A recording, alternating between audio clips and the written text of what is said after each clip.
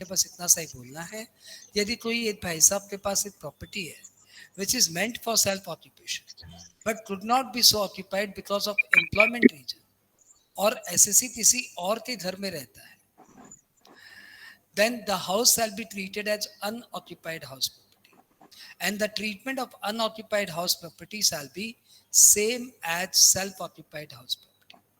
मतलब दो प्रॉपर्टी तक आपकी अनऑक्यूपाइड हो सकती है और उन दोनों का मिला के maximum interest on loan allowed होगा 2 लाख रुपया, एनएवी होगी नील।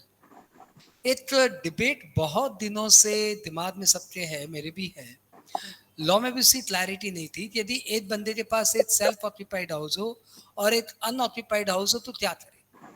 तो मैंने अपनी क्लासेस में रेगुलरली पढ़ाया as per the law, if you have a self occupied house property then you cannot have unoccupied house property, then unoccupied house property shall deemed to be let out house property। इस problem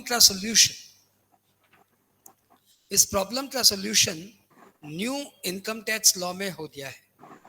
जो new income tax law आया है ना, कौन सा, income tax act 2025, उसने क्या किया, उसने कह दिया कि सेल्फ ऑक्यूपाइड और अनऑक्यूपाइड का सेक्शन एक ही कर दिया और बोला सेल्फ ऑक्यूपाइड अनऑक्यूपाइड एक ही जैसा है, तो एक सेल्फ ऑक्यूपाइड एक अनऑक्यूपाइड, दो सेल्फ ऑक्यूपाइड या दो unoccupied, all will have the same treatment, all will have the same treatment. तो उस कॉन्सेप्ट को लेके अब मेरे को भी लग रहा है कि लॉ का इंटेंशन क्लियर हो गया है। तो अब यदि एग्जाम में ऐसा आ जाए कि एक सेल्फ ऑक्यूपाइड और एक अनऑक्यूपाइड हाउस प्रॉपर्टी हो जाए तो आई सजेस्ट आप दोनों का बेनिफिट दे देना, ठीक है। अरे हाँ बोलो, तुम्हें कौन सी ये बात पता था, अंगूठा दिखाना भूल जाते हो, ये बात किसी को नहीं पता था, ये बात तो मैंने नया सीखा तो तुम्हें भी नया सीखना पड़ेगा, है ना। ये तो बात किसी लॉ में नहीं थी। तो now this problem has been resolved. आओ अनऑक्यूपाइड प्रॉपर्टी के बाहर आते हैं। अगला टॉपिक क्या है, partly self occupied partly let out house property. तो यदि एक एसएससी महोदय के पास partly self occupied partly let out है जो कि सेक्शन 23(3) से गवर्नड है, तो हमारा लॉ कहता है कि partly self occupied partly unoccupied को हम लोग, partly self occupied and partly let out को हम लोग दो तरीके से डिवाइड कर सकते हैं, या तो वो एरिया वाइज है या फिर वो टाइम वाइज है। यदि वो एरिया वाइज है तो आप क्या करिए, उसको दो प्रॉपर्टी की तरह ट्रीट करिए, as if you are having two properties, unit A unit B. सारे डेटा को एरिया के रेशियो में यूनिट ए और यूनिट बी को डिवाइड कर दीजिए, लेकिन एआरआर को डिवाइड मत करिएगा क्योंकि एआरआर सेल्फ ऑक्यूपाइड में तो आ ही नहीं सकता, एआरआर सिर्फ लेट आउट में आएगा। बात क्लियर। और उसके बाद सम को ऐसे सॉल्व करिए as if you are having two properties, one self occupied one let out. I hope ये पार्ट आपको याद आ गया। दूसरा है partly self occupied partly let out time wise. ये थ्योरेटिकली एकदम सेम एज लेट आउट है, सेम एज लेट आउट। और जितना पीरियड सेल्फ ऑक्यूपाइड था, सपोज 4 महीना सेल्फ ऑक्यूपाइड 8 महीना लेट आउट, तो 4 महीना सेल्फ ऑक्यूपाइड का कोई बेनिफिट नहीं मिलेगा। Property shall deemed to be let out. Property shall be treated as if it is let out. लेकिन सिंस ये लेट आउट 8 महीने का ही है, इसलिए एआरआर निकालते समय 8 महीने का ही रेंट निकालेंगे। ये एग्जांपल है कि 4 महीना सेल्फ ऑक्यूपाइड 8 महीना लेट आउट, तो जितने महीने लेट आउट है उतने महीने का ही एआरआर निकालेंगे, लेकिन आरईआर पूरे 12 महीने का निकालेंगे। यहां पे एक बहुत ही इरैशनैलिटी आ जाती है कि 12 महीने का आरईआर 8 महीने या 5 महीने या 7 महीने के एआरआर से भिड़ेगा और जो हायर होगा वो माना जाएगा जी। Here is there is something irrationality, परंतु ये जैसे भी इरैशनैलिटी हो एग्जाम में यही करने का है, 12 महीने का आरईआर और जितने महीने लेट आउट हुआ उतने महीने का एआरआर, और उसके बाद आप निकालेंगे जीएवी। बात बात ये इंटरेस्ट और लोन जितना है 3 लाख 10 लाख 15 लाख सबका सब अलाउड, नो इशू। और म्युनिसिपल टैक्स जितना है सबका सब अलाउड। बात clear. Partly self occupied partly let out time wise में एक और नई बात है कि यदि ऐसे सब में फेयर रेंट नहीं दिया हुआ होता तो फिर फेयर रेंट को आप derive करना पड़ता है on the basis of ARR। याद आ गया कि फेयर रेंट को डिराइव करना पड़ेगा ऑन बेसिस ऑफ ARR, और उसके बाद फेयर रेंट कंसिडर करके आप RER निकालना। मतलब ARR की जीतने की संभावना निल है, ऑलमोस्ट निल है, क्योंकि ARR को सपोज 8 महीना प्रॉपर्टी लेट आउट हुआ तो हम 8 महीने का ARR लेंगे, लेकिन फेयर रेंट जब निकालेंगे तो 12 महीने का ले लेंगे। भैया तो जीतेगा तो RER ही। तो if ARR is sorry if fair rent is not given, then the fair rent shall be derived on the basis of ARR। बात क्लियर? और ये जो फेयर रेंट निकालने का हम काम करते हैं ना on the basis of ARR, ये सिर्फ एंड सिर्फ partly self occupied partly let out time wise में करते हैं और किसी में नहीं करते। याद आया? आगे बढ़ो। अगला टॉपिक है recovery of unrealised rent. Recovery of unrealised rent is governed by section 25A। ये टॉपिक क्या कहता है?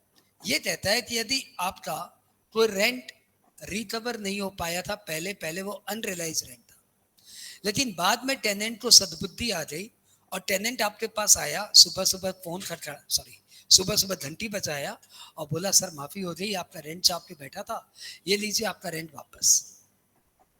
तो आपका अनरियलाइज्ड रेंट रिकवर हो गया। This is just like bad debt recovery. तो this shall be taxable as income from house property always. भले ही आपके पास उस दिन कोई हाउस प्रॉपर्टी हो या ना हो। CMA में एक बार क्वेश्चन पूछा हुआ है कि tell me a situation when the person is not the owner of a house property but taxable under the head house property। Student का दिमाग घूम गया, अरे कहां से दिया है ये बात? क्वेश्चन देखो कितना कितना ट्रिकी लग रहा है। Tell me a situation when the person is not having any house property but he is taxable under the head income from house property। तो ये कैसे होगा? इसका आंसर है 25A, रिकवरी ऑफ अनरियलाइज्ड। यदि आपके पास पहले 2 साल पहले कोई हाउस प्रॉपर्टी थी, उसका उस जमाने में 2 साल पहले कोई अनरियलाइज्ड रेंट था, फिर आपने प्रॉपर्टी बेच दी, 2 साल पुराना अनरियलाइज्ड रेंट अब आया, और जब आया उस दिन मेरे पास कोई हाउस प्रॉपर्टी नहीं है, तो मैं आज के दिन भी income from house property head में टैक्सेबल होगा। पहली बात क्लियर। दूसरी बात, रिकवरी ऑफ अनरियलाइज्ड रेंट हमेशा कैश बेसिस पे टैक्सेबल होगा। सपोज मेरा रेंट रिकवर नहीं हो रहा था, मैं कोर्ट में केस कर दिया और 28 मार्च के दिन कोर्ट ने जजमेंट दिया कि मुंद्रा जी को रेंट देना पड़ेगा, तो मेरा टेनेंट इज लायबल टू पे मी रेंट। तो टेनेंट ने मोहलत मांगी कि सर मुझे 7 दिन की टाइम दीजिए, 7 दिन बाद मैं मुंद्रा जी को रेंट दे दूंगा। तो ध्यान दीजिए, कोर्ट का जजमेंट आ चुका है, यानी मुझे रेंट मिलेगा, ये तय है, डिसाइडेड है कि मुझे रेंट मिलेगा। लेकिन मेरे टेनेंट ने 7 दिन की मोहलत मांगी है, तो 7 दिन बाद मुझे देगा। तो डिसाइड कब हुआ? 28 मार्च 25, मिला कब? 5/4/25। तो टैक्सेबल 24-25 में होगा कि 25-26 में? तो answer is recovery of unrealised. जानबूझ के धीरे बोल रहा हूं ताकि तुम्हारा आंसर आ जाए। Recovery of unrealised shell always be taxable on cash basis. मतलब जब वो मिलेगा तभी टैक्सेबल होगा, यानी 25-26। बात क्लियर? और इस रिकवरी ऑफ अनरियलाइज्ड रेंट से कोई एक्सपेंडिचर अलाउड नहीं होगा, what ever be the expenditure. भले ही आपका लीगल एक्सपेंडिचर हो, कोर्ट में रिकवरी का खर्चा हो, कुछ भी अलाउड नहीं होगा। सिर्फ आपको एक स्टैंडर्ड डिडक्शंस अलाउड होगा एट द रेट 30%, बस खत्म, और कुछ अलाउड नहीं होगा। तो भैया 3 बातें ध्यान रखना, taxable on cash basis, always taxable under the head income from house property, and last one, कोई एक्सपेंडिचर अलाउड नहीं होता एक्सेप्ट स्टैंडर्ड डिडक्शंस। जैसा रिकवरी ऑफ अनरियलाइज्ड रेंट है वैसा का वैसा ही रिकवरी ऑफ एरियर रेंट है। Same provision, same treatment. Arrear rent ये होता है कि आपका कोई पुराना रेंट अनडिसाइडेड था, अब वो डिसाइड हुआ है। प्रॉपर्टी भाड़े पे दे दिए थे, रेंट डिसाइड नहीं हो पा रहा था, तो रेंट मिल नहीं रहा था या रेंट थोड़ा कम मिल रहा था। बाद में डिसाइड हुआ कि नहीं भाई इतना रेंट मिलेगा, तो पुराना अनडिसाइडेड रेंट अब मिला। That is called recovery of arrear rent, and this is also taxable on cash basis, This is also taxable under the head income from house property always, and इसमें भी कोई expenditure allowed नहीं होगा except standard taxes. बात clear? 25A के बाद आइए आप disallowed expenditure, section 25. वैसे तो हाउस प्रॉपर्टी में एक्सपेंडिचर अलाउड ही कौन सा होता है? म्युनिसिपल टैक्स, एक स्टैंडर्ड टैक्सेस और एक इंटरेस्ट ऑन, तीन ही तो खर्चा अलाउड होते हैं, बात ही सारे तो डिसअलाउड है। लेकिन फिर भी डिसअलाउड वाला प्रोविजन सेक्शन 25 बहुत काम का है, ध्यान से सुनिए। सेक्शन 25 कहता है कि if you have paid interest outside India without TDS, if you have paid interest outside India without TDS and the payee has no agent in India, then such interest shall be disallowed. ठीक है? हाँ, ये थोड़ा PGP जैसा ही है, बस ये थोड़ा पीजीपी जैसा है ना, यही प्रॉब्लम है। यहाँ तो पूरा पीजीपी जैसा होता तो चल जाता, लेकिन ये थोड़ा पीजीपी जैसा है। क्या बोला? Interest paid outside India without TDS, then it shall be disallowed. अब यहाँ पे ध्यान दीजिए, जरा गौर फरमाइए साहब, ऐसे क्या बैठे हो?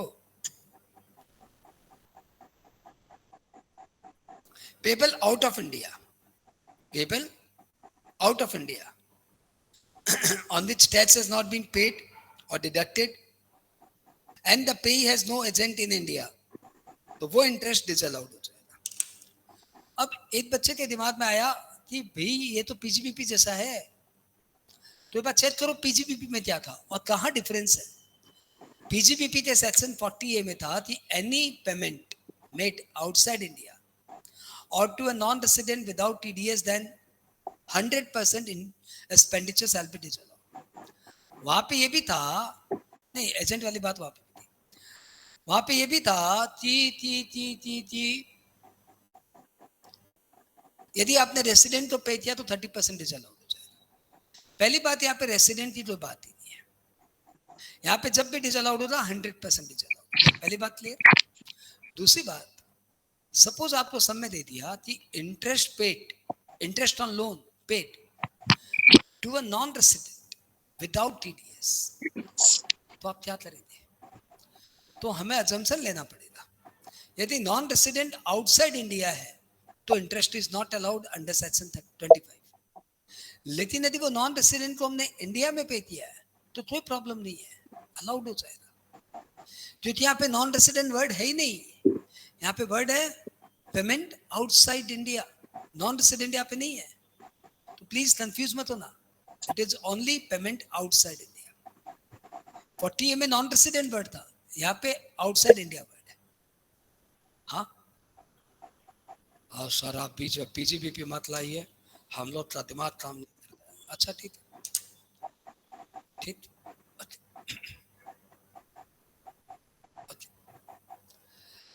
oh there is nothing like confusing man Aniket, take it simple.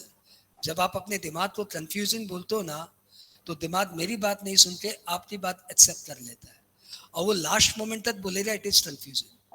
तो मेरी लगे कंफ्यूजिंग ना, तो rather than use a positive word कि सर एक बार और बता दीजिए, मजा आ रहा है, तो मैं एक बार और बता दूंगा। परंतु अपने दिमाग को कभी नेगेटिव मैसेजिंग मत दीजिए, ये सब मैंने इन दिनों में सीखा है, तो मैं इन दिनों में आपको बता रहा हूँ निकेत सर, आप इन बातों को हम लोग को महत्व नहीं देते, लेकिन सारी रिच कम्युनिटी और सारे स्पोर्ट्स पर्सन इन सब बातों को बहुत महत्व देते हैं। They don't talk negative. हम लोग तो आपस में गाली गलौज से बात करते हैं। मैं मॉर्निंग वॉक करने जाता हूँ तो विक्टोरिया जैसे माहौल में भी कुछ लोग आ जाते हैं जो दे डैश डैश डैश बातें करते हैं। मेरा तो आज मन किया कि इनको बोलूं भाई साहब क्या कर रहे हो, आप अपना कितना बुरा कर रहे हो आपको नहीं पता, लेकिन फिर मेरी सब बुद्धि चलती, मैंने उनसे कोई उलझा नहीं, मैं थोड़ा दूर हट के मॉर्निंग वॉक करने लग गया। लेकिन प्लीज आप लोग नेगेटिव थॉट, लूज टॉक, गंदगी वाली बातें मिनिमाइज कर दीजिए अपनी लाइफ से, ठीक है? थोड़ा ज्ञान हो गया, लेकिन मैं बताऊं आपके एग्जाम के लिए वेलफेयर में था, इसलिए मैंने आपको मना दिया। तो बात इतनी सी है ना यार, इतनी सी तो बात है, जितना लॉ ने बोला उतना ही मानो ना, मेरी बात क्यों सुन रहे हो? लॉ ने बोला interest paid outside India without TDS is disallowed if the payer has no agent in India. मैंने खाली एक रिमाइंडर दिया कि देखो यहाँ पे नॉन रेसिडेंट वर्ड नहीं है, यहाँ पे खाली आउटसाइड इंडिया वर्ड है। बात क्लियर? तो जब जब इंटरेस्ट आउटसाइड इंडिया पेमेंट होगा विदाउट टीडीएस, तो वो इंटरेस्ट डिसअलाउड होगा, चाहे रेसिडेंट को पेमेंट हो चाहे नॉन रेसिडेंट। 40A में क्या था, रेसिडेंट को पे किया तो 30% डिसअलाउड, नॉन रेसिडेंट को पे किया तो 100% डिसअलाउड। वो 40A का झमेला है। हाउस प्रॉपर्टी सिंपल है, इंडिया में पे किया 100% अलाउड, इंडिया के बाहर पे किया 100% डिसअलाउड, विदाउट टीडीएस होना, बस सिंपल। आई होप ये सिंपल है। नहीं Aniket, key word is here outside India, not NR, क्योंकि एनआर तो यहाँ पे वर्ड ही नहीं है। क्लियर? नाइस नाइस, आगे बढ़े।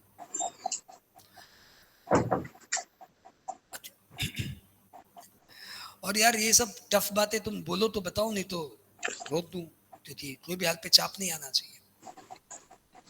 और भैया ये हो गया अब अपना 25 डिसअलाउड एक्सपेंडिचर। अब एक चीज और सीख लो, house property not liable to pay tax. यदि 4-5 एग्जांपल्स पूछ ले तो पूछ सकता है, right a short note on exempted house property या right a short note on house property which are not taxable. तो एक पॉइंट आपके पास है, the house property which is used for own business is non taxable. उसके बाद तो आप सेल्फ ऑक्यूपाइड अनऑक्यूपाइड में चले जाएंगे, जबकि आंसर वो है नहीं। आंसर है ये सब। फार्म हाउस की house property normally not taxable, क्योंकि फार्म हाउस की इनकम एग्रो इनकम मानी जाती है। एक official residence of x ruler exempted है, पुराने राजा महाराजाओं का एक महल उनकी चॉइस पे एग्जेम्प्टेड है। लोकल अथॉरिटी की हाउस प्रॉपर्टी पे टैक्स नहीं लगता, साइंटिफिक रिसर्च इंस्टीट्यूशन की प्रॉपर्टी पे टैक्स नहीं लगता, एजुकेशनल इंस्टीट्यूट की प्रॉपर्टी पे टैक्स नहीं लगता, हॉस्पिटल की प्रॉपर्टी पे टैक्स नहीं लगता, ट्रेड यूनियन की प्रॉपर्टी पे टैक्स नहीं लगता, पॉलिटिकल पार्टी की प्रॉपर्टी पे टैक्स नहीं लगता, चैरिटेबल ट्रस्ट की प्रॉपर्टी पे टैक्स नहीं लगता, ओन बिजनेस और प्रोफेशन में जो प्रॉपर्टी यूज हो रही है उस पर टैक्स नहीं लगता, और रेसिडेंट ऑफ लद्दाख की हाउस प्रॉपर्टी पे टैक्सेबल पे रेसिडेंट की लद्दाख के रेसिडेंट की हाउस प्रॉपर्टी पे टैक्स नहीं। अच्छा बहुत टफ लग रहा है तो अच्छा इजी करो, तो इजी कर लो।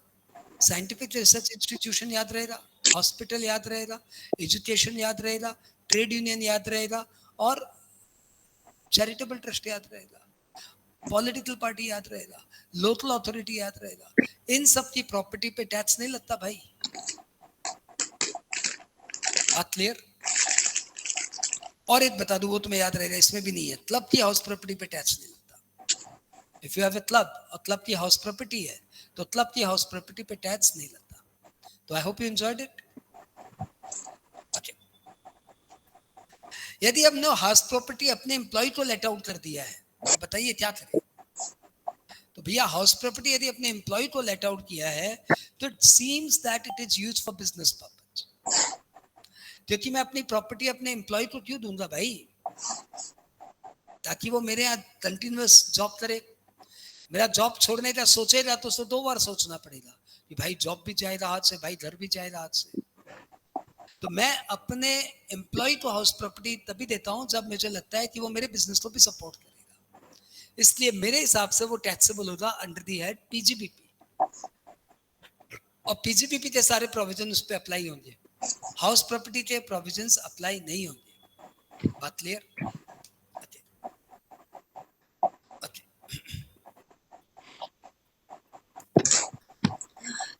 यदि एसएससी खुद ही बिजनेस करता है लेट आउट करने का, means if the assessee is engaged in letting out property business, मतलब अपना काम ही है कि घर बनाओ, मकान बनाओ, भाड़े पे लगाओ।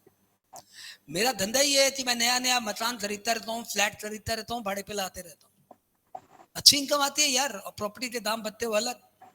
हाँ क्या फायदा ये सब म्यूचुअल फंड और में पैसे लगा के 12% रिटर्न आएगा, 12% से ज्यादा यहाँ पे रिटर्न आ जाएगा, 6% रेंट आ जाएगा, और 10% ग्रोथ मिल जाएगा, 16% रिटर्न आ जाएगा। ये सोच के मैं हाउस प्रॉपर्टी खरीदता हूँ और भाड़े पे लाता हूँ, तो मेरी इनकम कौन से हेड में टैक्सेबल होगी? तो लॉ कहता है कि यदि आप एक रेसिडेंशियल हाउस प्रॉपर्टी लेते, भाड़े पे लाते हो, तो ये आपका income from house property head में taxable. Income from such business shall be taxable under the head income from house property. यहाँ पे थोड़ा सा मिस्टेक है, आप इसको चेंज करिए। SSC engaged in the business of letting out, insert करिए, residential house.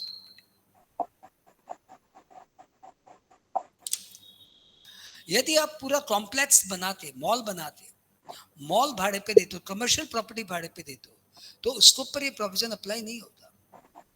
यदि आप रेसिडेंशियल प्रॉपर्टी बना के भाड़े पे देते हो, तो उसके ऊपर ये प्रोविजन अप्लाई होता. अरे बनता है भाई, तुम्हें तो कौन सा पता था ये बात? पता था क्या? If a residential property being let out as a business, it shall be taxable under the head income from house property. If commercial property let out as a business, this provision is not applicable. बात clear? Foreign property India में taxable होगी या नहीं होगी? भाई साहब, foreign property India में taxable होगी यदि रेंट इंडिया में रिसीव होगा तो, और या फिर SSC is ordinarily resident. SSC ordinarily resident होगा तो फॉरेन प्रॉपर्टी टैक्सेबल होगी, और यदि एसएससी का रेंट इंडिया में रिसीव हो रहा है तो फॉरेन प्रॉपर्टी टैक्सेबल होगी. बच्चे को थोड़ा सा लेट आउट वाले में, बिजनेस वाले में डिफरेंस समझना है. भाई साहब, बातें बहुत सिंपल है, आप प्लीज फोकस करिए. यदि आपकी प्रॉपर्टी लेट आउट का बिजनेस है तो हम बस इतनी सी बात पूछेंगे, क्या आप रेसिडेंशियल प्रॉपर्टी लेट आउट करते हो या कमर्शियल प्रॉपर्टी लेट आउट? यदि आप रेसिडेंशियल प्रॉपर्टी लेट आउट करते हो, it is taxable under the head income from house property. This, यदि ये आपका सोल बिजनेस है तो ये पीजीबीपी हेड में आएगा, और यदि आपका ये साइड बिजनेस है तो इनकम फ्रॉम हाउस प्रॉपर्टी है. ठीक है, आप स्क्रीनशॉट ले लीजिए इसका. ठीक है, फिर अंगूठा दिखा दो, क्योंकि बहुत जन को ये बात भी नहीं पता था. ठीक है, चलो आगे बढ़ते हैं. अरे मुझे तो पता ही है, तुम्हें क्या पता है क्या नहीं पता है, तुम क्या बताओगे मुझे? लेकिन मैं तुम्हारे बार बार अवेयरनेस दिलाना चाहता हूँ कि अरे यार ये बात नया आया. अंगूठा दिखाना मतलब ये नहीं कि वाह मुझे प्रोत्साहन मिल रहा है. ऑब्वियसली मुझे प्रोत्साहन मिल रहा है एंड आई नीड इट. लेकिन सबसे बड़ा बात है कि तुम्हारा अवेयरनेस, अरे ये बात मुझे पता नहीं था, राइट राइट, ये बात मुझे पता नहीं था. That awareness is needed, you know, affirmation is needed, recognition is needed. Disputed ownership. Disputed ownership is what? Disputed ownership मतलब एक प्रॉपर्टी है जिसके ओनर को लेकर थोड़ा डिबेट चल रहा है कि मेरी की तेरी. वो बोल रहा है मेरी, वो बोल रहा है मेरी. तो लॉ बोलता है ऐसे में इस प्रॉपर्टी पे तभी टैक्स लेंगे जब इस प्रॉपर्टी का डिसीजन आ जाएगा कोर्ट का. तो अभी एक काम करते हैं, डिस्प्यूटेड प्रॉपर्टी तो उसके हाथ में टैक्स कर देते हैं जो उससे बेनिफिट डिराइव कर रहा है. The person who is deriving the benefit from the property shall be liable to pay tax. इतना ही याद रखो. The person who is deriving benefit from the property shall be liable to pay tax. और suppose disputed property हमारी राजस्थान में है और भाई भाई का झमेला, मैं बोल रहा मेरी, वो बोल रहा मेरी, और वहां पे ताला मारे हुए हम लोग दोनों भाई, एक ताला उसका एक ताला मेरा. हाँ, वो बोल रहा है मेरी, मैं बोल रहा मेरी, और हम लोग दोनों ने अपना अपना ताला मार दिया. ना वो बेनिफिट ले रहा ना मैं बेनिफिट ले रहा हूँ. तो लॉ बोले यार अजीब पागल भाई लोग है. हाँ, तो लॉ बोले थे ऐसा काम करो, इस प्रॉपर्टी तो दोनों के हाथ में टैक्सेबल कर दो. भाई सुभाष, ऐसा करेगा लॉ? हाँ, लॉ ऐसा करेगा. लॉ बोलेगा इस प्रॉपर्टी को दोनों के हाथ में टैक्सेबल कर दो. बहुत लड़ते हैं, दोनों के हाथ में टैक्सेबल करके दोनों का असेसमेंट कंप्लीट हो जाएगा. लेकिन आप समझते हो ना कि दोनों से तो टैक्स लिया नहीं जा सकता. We can be irrational, law can not be irrational. तो लॉ कभी ऐसा नहीं करेगा कि दोनों बंदे से टैक्स ले लेगा. लॉ ने दोनों के हाथ में इनकम जोड़ के दोनों का असेसमेंट कंप्लीट कर दिया, लेकिन दोनों में से एक से भी टैक्स नहीं लिया. लॉ बोले नाउ द कोर्ट डिसाइड, जब कोर्ट का जजमेंट आएगा, तब जिस भाई के फेवर में जजमेंट आएगा, तब मैं उससे सारा टैक्स वसूल लूंगा. लॉ ये बोलना चाह रहा है कि असेसमेंट मैंने कंप्लीट कर दिया है, मैं खाली टैक्स रिकवरी पोस्टपोन कर रहा हूं. माने আমার দিয়ে কাজ হয়ে গেছে, এবারে যখনই কোর্ট বলবে আমি টাকা রিকভার করে নেব. বুঝছিস? আমি কাজ করে দিয়েছি, এবার আমার দিয়ে কিছু কাজ পেন্ডিং নেই, এবারে যখনই কোর্ট ডিসাইড করবে আমি টাকা নিয়ে নেব. তো the SSL officer will complete the entire procedure from his side. Now he will wait for the court procedure. Whenever the court will decide, he will recover the tax. ठीक है? Okay. आज की क्लास से recording जारी है. अभिनंदन दोस्त, तुम काट करके उसमें से निकाल लेना. ठीक है? आया छुट्टा देगा. Composite rent. कंपोजिट रेंट हम लोग यहाँ पे डिस्कस नहीं करते. हम यहाँ पे डिस्कस करते हैं इसको income from other sources. But I hope अभी आपको इनकम फ्रॉम अदर सोर्सेज भी थोड़ा थोड़ा पता है, तो we can discuss it right now. Composite rent में क्या होता है, ध्यान तो यहाँ पे अच्छे से चार्ट बनाया हुआ है. कि आप ये बताइए कि क्या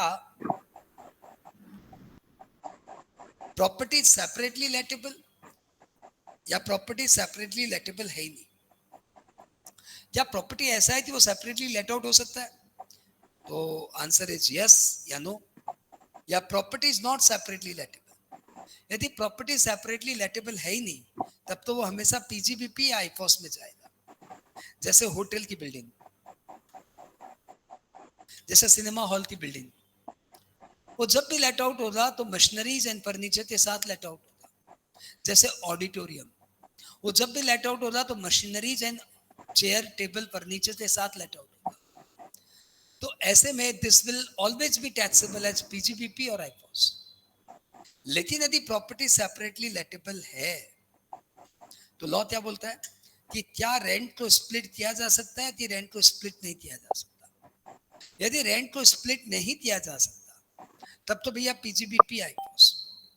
और यदि रेंट को स्प्लिट किया जा सकता है तो जितना हाउस प्रॉपर्टी वाला पार्ट है वो हाउस प्रॉपर्टी हेड में टैक्सेबल होगा, और जो अदर वाला पार्ट है वो आईफॉस या पीजीबीपी में टैक्सेबल.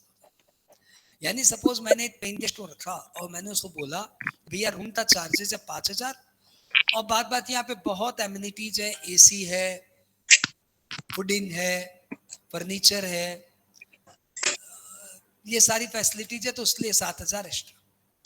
तो मैंने रेंट स्प्लिट कर दिया. 12,000 रेंट ले रहा हूँ, लेकिन 5,000 प्रॉपर्टी का, 7,000 अलग का. तो 7,000 आईफॉस या पीजीबीपी में जाएगा और 5,000 हाउस प्रॉपर्टी में जाएगा.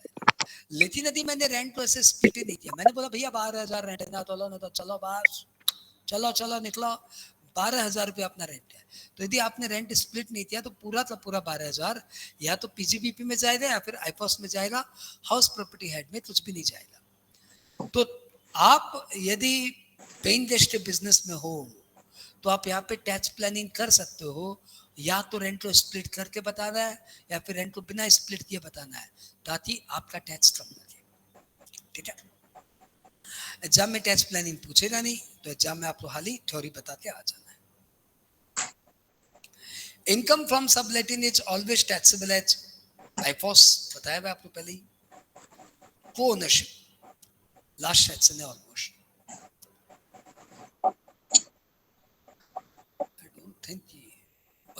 को-ओनरशिप. What is co-ownership? एक ही प्रॉपर्टी के एक से ज्यादा ओनर है. मतलब एक प्रॉपर्टी है, उसको मैं जॉइंट नाम पे लिया, मैंने अपनी वाइफ के नाम पे लिया, या मैं और मेरे भाई के नाम पे लिया. ऐसा हो सकता है? हाँ हो सकता है. तो ये को-ओनरशिप कैसे टैक्सेबल होगी? तो लॉ बोलता है दोनों ओनर या जितने भी ओनर है सब अपने अपने रेस्पेक्टिव शेयर के लिए टैक्सेबल. तो सपोज मैं और मेरा भाई equal owner of a property है, तो 50% प्रॉपर्टी के लिए मैं टैक्सेबल होऊंगा और 50% प्रॉपर्टी के लिए मेरा भाई टैक्सेबल होगा. यानी प्रॉपर्टी का जो रेंट है या जो प्रॉपर्टी की इनकम है वो लास्ट में 50-50 डिवाइड हो जाएगी. 50 मेरे हाथ में टैक्सेबल, 50 भाई के हाथ में टैक्सेबल. लेकिन यहाँ पे ग्लिच है कि यदि दोनों मिलकर उस प्रॉपर्टी को सेल्फ ऑक्यूपाइड कर रहे हैं, जैसे मैं और मेरी स्पाउस मिलकर प्रॉपर्टी भाड़े पे लिए हुए, ऑब्वियसली दोनों मिलकर प्रॉपर्टी को सेल्फ ऑक्यूपाई कर रहे हैं, तो ऐसे में उस प्रॉपर्टी का इंटरेस्ट ऑन लोन का डिडक्शंस मैं भी लूंगा 2 लाख का, वाइफ भी लेना चाहेगी 2 लाख का. तो क्या दोनों को 2-2 लाख का डिडक्शंस मिल जाएगा? And answer is surprisingly yes. तो ये तो सब बहुत जबरदस्त टैक्स प्लानिंग हो गई. प्रॉपर्टी सेल्फ ऑक्यूपाइड है एक, और डिडक्शंस आप अपनी फैमिली में ले सकते हो 4 लाख. आंसर इज 4 लाख क्यों, 6 लाख भी ले सकते हो. मैं, मेरी वाइफ और मेरा टाबरा 3 नाम से ओनरशिप ले ले तो तीनों को 2-2 लाख का डिडक्शंस. तो जब भी आप कोई हाई वैल्यू प्रॉपर्टी ले जिसमें आपका सालाना इंटरेस्ट ऑन लोन 2 लाख से ज्यादा है, तो it is always advisable to purchase the property in the name of co ownership. ताकि 2-2 लाख का बेनिफिट पूरी फैमिली में डिस्ट्रीब्यूट हो जाए। ठीक है? अरे अपर लिमिट क्या है? 2-2 लाख रुपया सबको। ओ कितने नंबर ऑफ ओनर हो सकते हैं? कुछ भी 26 हो सकते हैं, 26 ओनर हो सकते हैं, 46 भी हो सकते हैं, डिपेंड करता है तेरी प्रॉपर्टी कितनी बड़ी है। 26 एकेडमिक तरह समझा, देयर इज नो लिमिट। तो भाई साहब अल्टीमेटली ये चैप्टर हमारा फिनिश हो गया, और मैंने आपको बोला ही था कि आज हाउस प्रॉपर्टी टॉपिक हमारा फिनिश हो जाएगा। अब अपने पास एक जेन्युइन 10-12 मिनट है, हम चाहते हैं उस पर ठीक ठाक सम्स अपने प्रैक्टिस करें। ठीक है? हाउस प्रॉपर्टी आपका टॉपिक ढंग से हो गया, प्यार से हुआ, कोई दौड़ाबाजी नहीं कराई मैंने। एक छोटा सा सम लेते हैं।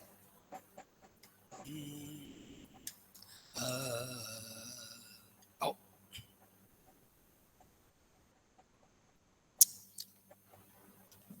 एक प्रॉपर्टी है, x has a has 5 house property. तुम बोलो तो 6 कर देता हूँ, 6 house property.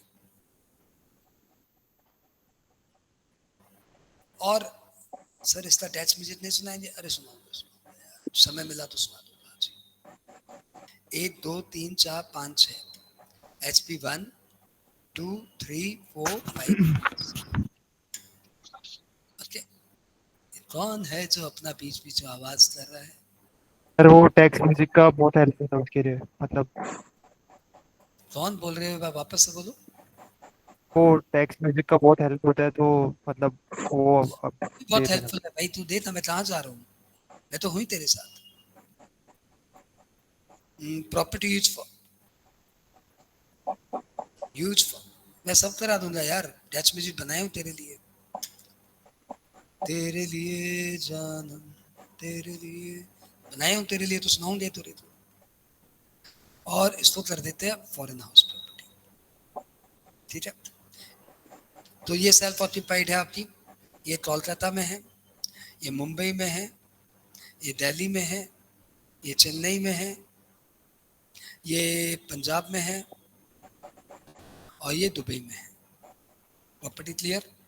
Municipal value 30 lakh, 40 lakh, 60 lakh, 50 lakh, 70 lakh, 50 lakh. Fair rent चलो लिख देते, 30 फेयर रेंट 40 लाख, 40 लाख, 40 लाख। नहीं दिया हुआ है, नहीं दिया हुआ मतलब क्वेश्चन मार्क है। 50 60 नहीं दिया हुआ है, क्वेश्चन मार्क है। और 60 है एक्चुअल रेंट रिसीवेबल नील नील। यहाँ पे 5 लाख पर मंथ के हिसाब से फॉर 8 मंथ्स। नहीं नहीं, यहाँ पे 30 लाख, 5 लाख पर मंथ के हिसाब से फॉर 8 मंथ्स। ठीक है? और यहाँ पे हो गया लेट आउट पंजाब, यहाँ पे 6 लाख पर मंथ के हिसाब से फॉर 10 मंथ्स, और यहाँ पे 70 लाख। म्युनिसिपल टैक्स 10% सब में, और इंटरेस्ट ऑन लोन है 4 लाख सब में।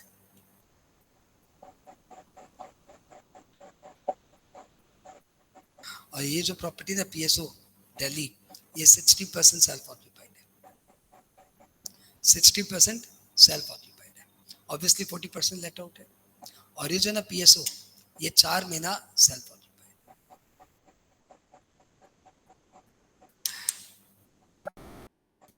एक लाइन और लिख लेते हैं, रिकवरी ऑफ एरियर रेंट। अभी बनाना है 15 मिनट के अंदर, ध्यान देना। Recovery of arrear rent at the rate कितना? 2 लाख पर मंथ नहीं, रुपीज 10 लाख। ठीक है? Legal expenditure 4 lakh. तो लीगल एक्सपेंडिचर लग रहा है 4 लाख रिकवर करने का।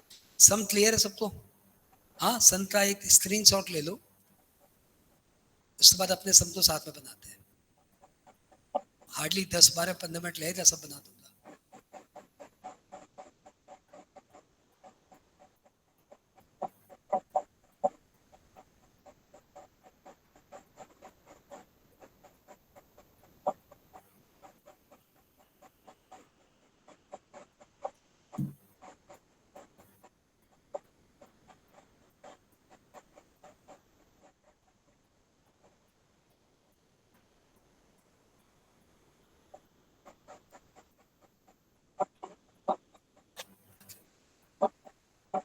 आओ आगे बढ़ते हैं।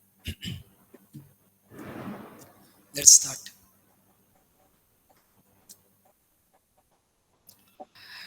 यहाँ पे सबसे पहले ना जजमेंट काम आता है। जजमेंट बहुत फास्ट लेना पड़ता है। यदि आपको सम को 15 मिनट में सॉल्व करना है तो काफी जजमेंट आपके मन के मन में ही हो जाते हैं। जैसे पहला जजमेंट लेना है कि इसमें से मैं कौन सी प्रॉपर्टी को सेल्फ ऑक्यूपाइड मानने वाला हूँ। तो मुझे लगता है मैं इसमें से ये प्रॉपर्टी का जीएवी ज्यादा जाने वाला है, तो मैं इसको सेल्फ ऑक्यूपाइड मानने वाला हूँ। और यहाँ पे इस यूनिट ए का सेल्फ ऑक्यूपाइड नहीं, यूनिट ए से ज्यादा तो इसी का आएगा। चलो देख लेते हैं। पहले अपने क्या करते हैं, इस पार्टली सेल्फ ऑक्यूपाइड प्रॉपर्टी 3 का यूनिट ए यूनिट बी कर देते हैं। HP3 वर्किंग चल रहा है, unit A unit B. Data है आपके पास? यस है। म्युनिसिपल वैल्यू बताइए सर। म्युनिसिपल वैल्यू हमारे पास 60 लाख, तो यूनिट ए 60% सेल्फ ऑक्यूपाइड और यूनिट बी लेट आउट 40%। तो 60 लाख का 60% 36 लाख 24 लाख। फेयर एंड 40 लाख है, 24 लाख 16 लाख। ARR यहाँ तो आएगा ही नहीं, सिर्फ लेट आउट में आएगा 30 लाख। ठीक है। और इंटरेस्ट ऑन लोन तो 4 लाख है ना, 2 लाख नहीं 2.4 लाख 1.6 लाख। तो ये डिटेल आ गया। म्युनिसिपल टैक्स 10% और 10% ही रहेगा। ठीक है। तो आप यहाँ पे देख सकते हो, तो इस प्रॉपर्टी की जीएवी आ रही है 40 लाख। जीएवी आ रही है 40 लाख। इस प्रॉपर्टी की जीएवी आ रही है 44.44। सबको क्लियर? 44.44 कहां से आया? अरे बताओ 44.44 कहां से आया? क्लियर है? ये तो बताएंगे नहीं, मुझे ही पता लाना पड़ेगा। 44.44 कहां से आया? क्लियर है? नहीं होती तो बात नहीं। तो ये प्रॉपर्टी मेट्रो सिटी में है। हाँ, ये म्युनिसिपल वैल्यू दिया हुआ है, यानी नेट म्युनिसिपल वैल्यू है। आपको इसको ग्रॉस म्युनिसिपल वैल्यू में कन्वर्ट करना पड़ेगा। वाटर टैक्स सीवरेज टैक्स दिया हुआ नहीं है, तो 90% of municipal value equal to gross municipal value. तो म्युनिसिपल वैल्यू कितना है? 90% of gross municipal value equal to municipal value. तो जीएमवी कितना है और म्युनिसिपल वैल्यू कितना है? Municipal value 40 lakh. 40 lakh divided by 90% करिए, ये आ जाएगा 44.44। आ गया? तो भैया ये 44.44 करके इमेजिन करिए। अब देखिए आपको जीएवी नजर आ रहा है 44.44। हाँ, अब आगे बढ़िए। वैसे ही इस प्रॉपर्टी का ये सेल्फ ऑक्यूपाइड है, this is another self occupied house property. इसका भी जीएवी आपको देखना चाहिए। तो इसका जीएवी कितना आ रहा है? तो सर इसका जीएवी आ रहा है 40 लाख। इसका जीएवी आ रहा है 40 लाख। अरे हाँ बोलिए। तो अब आपको जजमेंट लेना है, कहां से है 40 लाख? क्लियर है ना? अरे म्युनिसिपल वैल्यू 36 है ना भाई, कितनी बार बताओ? कितनी बार बताओ? तू ही बता। सर एक बार और बताइए, ले बस।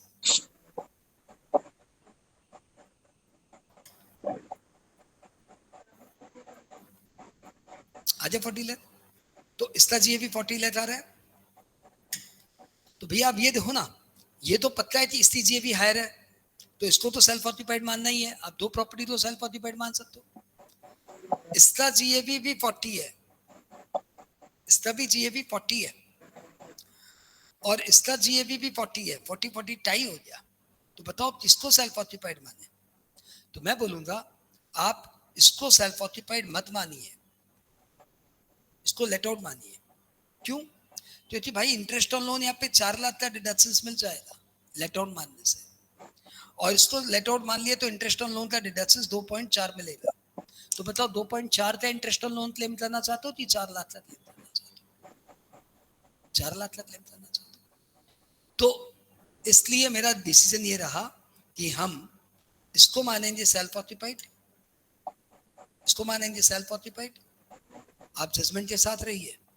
इसको मानूंगा सेल्फ ऑक्यूपाइड और मैं मानूंगा इसको सेल्फ।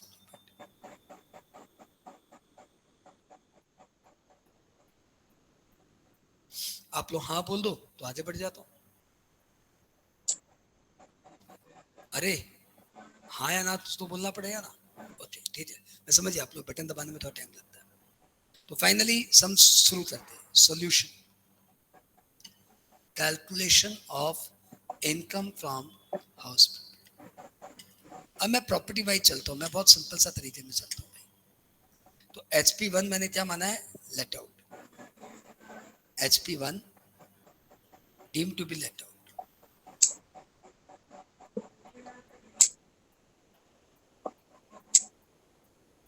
GAV 40 है। म्युनिसिपल टैक्स 10% ऑफ NAV और NAV उसका है NMV उसका 30 है, 3 लाख 37 लाख। 24A 30%, 37 का 30% निकालना भाई 11.1। 24B interest on loan 4 lakh, तो 21,90,000 आवाज पड़ेगा। HP2 self occupied, HP3 unit A self occupied. तो इन दोनों का मिला के NAV नील और interest on loan 2 lakh minus 2 lakh. हाँ बोलिए। HP3 यूनिट बी, ये जो यहाँ पे निकाला हुआ है HP3 यूनिट बी। GAV नजर आ रहा है आपको? GAV मुझे नजर आ रहा है 30 लाख, आपको भी नजर आ रहा है GAV 30 लाख?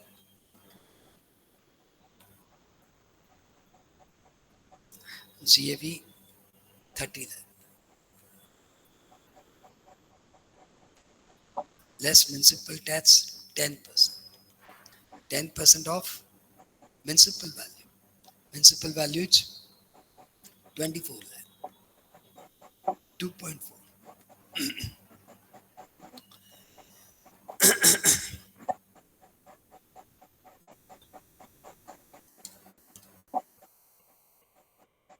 8.28 और इंटरेस्ट ऑन लोन 1.6।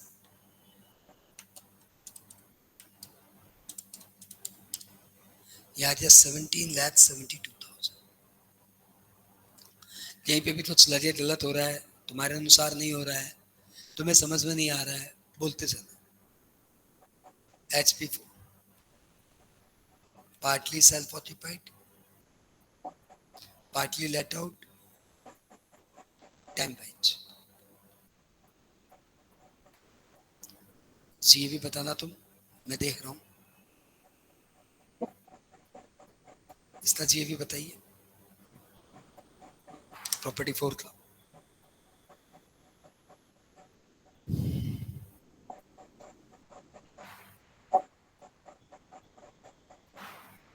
वेट इन।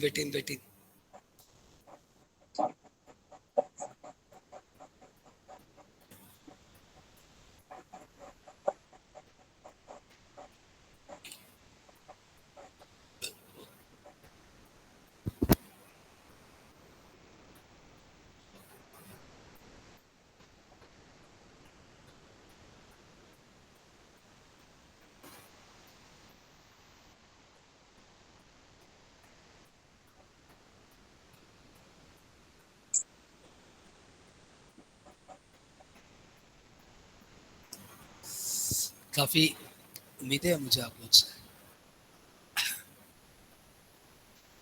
ध्यान दीजिए, आप लोग को ये भी दिखाता हूँ। आप लोग यहाँ पे देखिए कि आपका प्रॉपर्टी चेन्नई में है, तो म्युनिसिपल वैल्यू हो गया 55.55, 50 लाख डिवाइडेड बाय 90%। दो फेयर एंड नहीं दिया हुआ है, लेकिन आपको ARR के ऊपर बेस करके फेयर एंड निकालना है। तो एक महीने का रेंट है 5 लाख, तो 12 महीने का रेंट होना चाहिए 60 लाख। दिया हुआ ना, रेंट पर मंथ 5 लाख, तो एक महीने का रेंट है 5 लाख, तो 12 महीने का रेंट होना चाहिए 60 लाख। यानी मैंने फेयर रेंट को बेस करके ARR को बेस करके फेयर रेंट निकाल दिया। तो इन दोनों को कंसिडर करके मेरा RER आया 60, साथ में, लेकिन मेरा ARR है 40। मैंने बोला ना 8 महीने के रेंट को 12 महीने के रेंट से कंपेयर करना है, बहुत इरेशनैलिटी है। अब इन दोनों में से हायर कौन है? ऑब्वियसली 60 लाख, तो GAV आ गया 60 लाख। सबको क्लियर है? हाँ या ना बोलिए।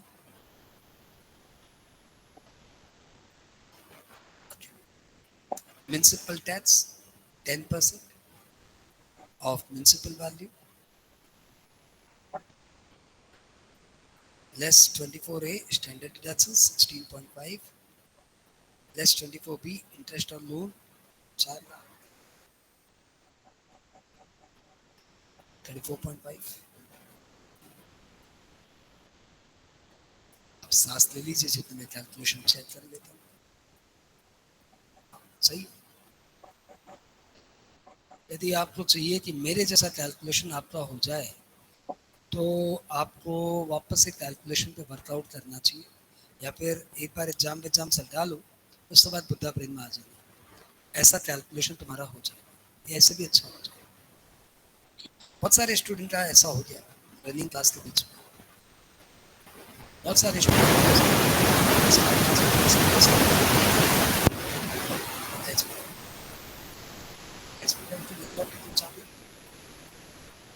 यहाँ पे आपको रेंट के बेसिस पे फेयर करेंगे, ARR के बेसिस पे फेयर रेंट दिखाने के बाद से PSO टेम्परेचर। तो यहाँ पे आप इसको मारो गोली। यहाँ पे GMB NMB भी नहीं करना, क्योंकि ये पंजाब में सिचुएटेड है। तो यहाँ पे म्युनिसिपल वैल्यू हो गया 70 लाख और फेयर रेंट हो गया, नहीं म्युनिसिपल वैल्यू हो गया 70 लाख और ARR हो गया 6 लाख पर मंथ के हिसाब से 10 महीने का 60 लाख। तो प्लीज मुझे इसका GAV बताओ ना यार, मुझे HP5 का GAV बताना। प्रॉपर्टी पंजाब में है तो GMB NMB नहीं करना। ओ यार समझ आ रहा है, मैं तो जल्दी करना पड़ेगा ना यार।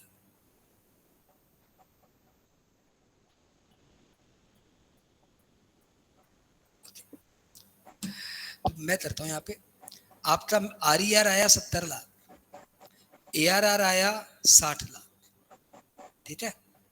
RER आया 70 लाख, ARR आया 6 लाख पर मंथ के हिसाब से 60 लाख। लेकिन आपका प्रॉपर्टी 10 महीना लेट आउट हुआ, 2 महीना वेकेंट था। 10 महीना लेट आउट हुआ मतलब 2 महीना वेकेंट था। यदि ये 2 महीना वैकेंसी नहीं होती तो यहाँ पे रेंट आता 72 लाख। अरे 6 into 12 72 लाख, यानी स्टेप 1 से लेस है ड्यू टू वैकेंसी। वैकेंसी नहीं होता तो ये ज्यादा होता, 72 लाख होता। In that case step 2 will be treated as GAV, यानी GAV सैलरी 60 लाख। समझ में आया कि वापस से समझो? वेट इन।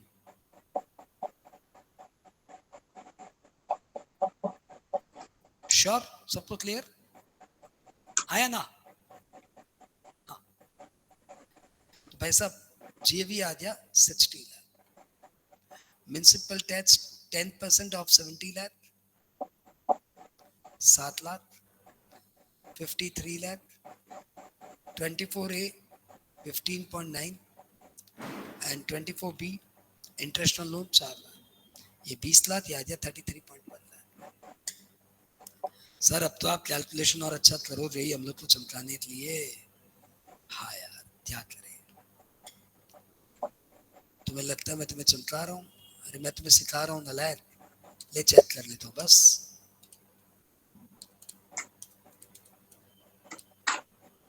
Right, HP6 foreign house property है। हम लोग एज्यूम कर लिए कि एसएससी जो है वो ओआर है। Assume SSC is ordinarily resident. तो जी सेल्फ ऑक्यूपाइड प्रॉपर्टी दोनों की दोनों इंडिया में है, तो मतलब इंडिया में ही रहता है। सही एजम्पशन लिया ना मैंने। जीएवी सर यहाँ पे एनएमवी जीएमवी होगा नहीं, यहाँ पे ये तो चार सिटी थोड़ी है। तो 50 लाख 60 लाख यहाँ पे आरईआर आ जाए 60 लाख और एआरआर आ जाए 70 लाख, तो जीएवी अपरेंटली 70 लाख है। Municipal tax 10% of 50 lakh 65 lakh. 24A standard taxes इसका 30% और 24B इंटरेस्ट और लोन 4 लाख, तो ये आ जाए 23.5। तो 65 माइनस 23.5 ये आ जाए 41,50,000। अच्छा, अब आ जाए रिकवरी ऑफ अनरियलाइज्ड रेंट, भूलना मत, इसी सम का तो पार्ट है। तो recovery of unrealised rent last में और ऐड कर दीजिए, कितना है 10 लाख, लीगल एक्सपेंडिचर 4 लाख। मुझे लीगल एक्सपेंडिचर से कोई मतलब ही नहीं है। 10 lakh less standard deductions, standard deductions 30%, आपकी इनकम फ्रॉम हाउस प्रॉपर्टी आ गई। बताइए 21.9 minus 2 plus 17.72 plus 34.5 plus 33.1 plus 41.5 plus 1,53,72,000। आज की क्लास यहीं पे खत्म हुई। किसी के मन में कोई डाउट है इस सम को लेते तो पूछ लो, नहीं तो आगे बढ़ते हैं। इसका हाउस प्रॉपर्टी का जो टैक्स म्यूजिक है वो नेक्स्ट क्लास सुनाता हूँ, ठीक है। कल मिस मत करना, कल हम लोग सैलरी स्टार्ट कर देंगे। कल ट्यूसडे है, टारगेट यही है ट्यूसडे वेंसडे 2 दिन में सैलरी फिनिश कर देना, और उसके बाद हम लोग 7 दिन तक घर पे रिवाइंड करेंगे। जब सारा रिवाइंड हो जाएगा तो फिर उसके बाद हम लोग नेक्स्ट क्लास यानी 6 तारीख को हम लोग स्टार्ट करेंगे पीछे। अभी कल मिल रहे सैलरी।